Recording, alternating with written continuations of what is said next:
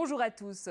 Notre drôle d'Europe, ce 9 novembre, célèbre la chute du fameux mur de Berlin. Dans la soirée, à cette époque, des dizaines de milliers d'Allemands passent à travers une brèche ouverte enfin dans le mur qui séparait depuis 45 ans les deux Allemagnes et représentait le symbole de la guerre froide. Alors aujourd'hui, en Europe, l'heure n'est pas tout à fait à la fête ni à la célébration de ce vent de liberté, mais en attendant, notre invité est un grand témoin de l'époque. Il s'agit de Joachim Bitterlich. Il était le conseiller diplomatique et européen du chancelier Helmut Kohl. Et il se remémore ce moment qui a changé véritablement l'histoire moderne. J'étais resté ce jour à Bonn, à l'époque capitale provisoire de l'Allemagne. Le chancelier se trouvait pour sa première visite officielle à Varsovie, premier gouvernement démocratique polonais. Et le soir-là, j'étais avec son porte-parole, Eduard Ackermann, et nous essayons d'atteindre le chancelier à Varsovie. À l'époque, pas de portable, pas de téléphone international, pas d'Internet, pas de mail, rien. Nous devions passer par le standard international à Francfort. Après 1 heure, on a eu l'ambassade allemande à Varsovie. Quelqu'un nous parlait en polonais, pas un mot d'allemand. Avec du mal, on a eu le chancelier finalement à sa réception pour Mazowiecki, pour le Premier ministre polonais. Et le chancelier, mais qu'est-ce qui se passe à Bonn que vous essayez de me joindre? Et la réponse d'Eduard Ackermann a été: Monsieur le chancelier, le mur est ouvert. Les gens passent. Monsieur le chancelier, vous devez retourner demain à Berlin parce que la SPD organise une grande manifestation devant la mairie de Schöneberg, là où Kennedy avait parlé, Ich bin ein Berliner, et nos chers amis de la CDU essayent d'organiser une contre-manifestation, chose ridicule, à une autre place à Berlin. Vous devez absolument venir. Après un périple via la Suède, le Danemark, par Hambourg, où l'avion de l'ambassadeur américain de l'époque, Vernon Walters, l'a transporté à Berlin. Et il était présent le 10 novembre. Est-ce qu'on a mesuré immédiatement, finalement, que ça allait être cet effet libérateur et d'ailleurs, non seulement en Allemagne, mais partout en Europe de l'Est? Non. Évidemment, nous avions, dans les mois avant, d'abord l'évolution en Pologne, ne pas oublier, nous avions l'évolution surtout en Hongrie, l'ouverture de la frontière à partir du mois d'août.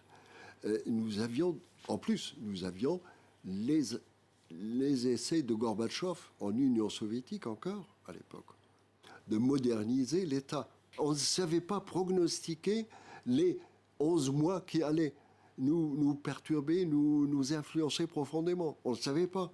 Et François Mitterrand, côté français, puisqu'il y avait quand même véritablement ce couple, ce tandem franco-allemand Kohl-Mitterrand qui était fort, a été très soucieux des conséquences de la chute du mur. Il a décidé d'ailleurs d'un voyage 1 mois plus tard en RDA, parce que la France à l'époque était parmi les puissances tutélaires, bien sûr. Il n'en voulait pas de cette réunification. Qu'est-ce qui l'a fait changer d'avis? Il a dit: je ne crains pas l'unité allemande pourvu qu'elle se réalise dans un cadre européen bien arrêté.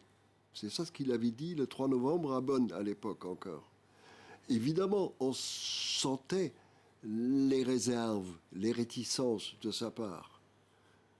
La Grande-Allemagne. Contrairement à l'opposition farouche côté anglais, Madame Thatcher à l'époque. Mais il allait, on l'a encouragé même d'aller à Berlin, d'aller à Leipzig, encore au mois de décembre. Il nous testait, il questionnait le chancelier pendant 2 heures s'il devait aller, oui ou non. Moi, personnellement, ce qui me préoccupe le plus aujourd'hui, c'est pourquoi nous nous trouvons aujourd'hui, 30 ans après, dans une autre sorte de guerre froide entre l'Ouest et l'Est, comme à l'époque. Pourquoi? Nous étions quand même, dans les années 90, sur la bonne piste. On a eu quelques problèmes, certes, mais on se trouvait sur la bonne piste. Pourquoi nous avons eu ce changement? Pourquoi nous sommes retombés pratiquement dans une guerre froide? D'ailleurs, date décisive pour moi, c'est l'autre événement générationnel. C'est le 11 septembre 2001. La façon de célébrer par rapport aux 20 ans du mur, les 30 ans, les 20 ans, il y avait des chefs d'État internationaux qui sont venus renverser une 2e fois le mur, etc. Là, 30 000 ballons portant des petits messages lâchés dans l'air à la porte Brandenburg. On sent que le sens de la fête n'y est plus. Il y a clairement plus de gravité dans une Europe très divisée. D'une certaine manière, oui. De l'autre côté, ce que je pense, il faut redécouvrir le dialogue avec les gens. Il faut leur donner une certaine boussole. En même temps, il ne faut pas tomber dans un pessimisme extrême. Non. Il faut quand même leur montrer avec un certain courage les aspects positifs, ce que nous avons atteint en 30 ans. Quelque chose qu'on ne rêvait plus. On ne pensait pas pouvoir atteindre la réunification allemande ou la libération des pays de l'Est dans notre génération. Non.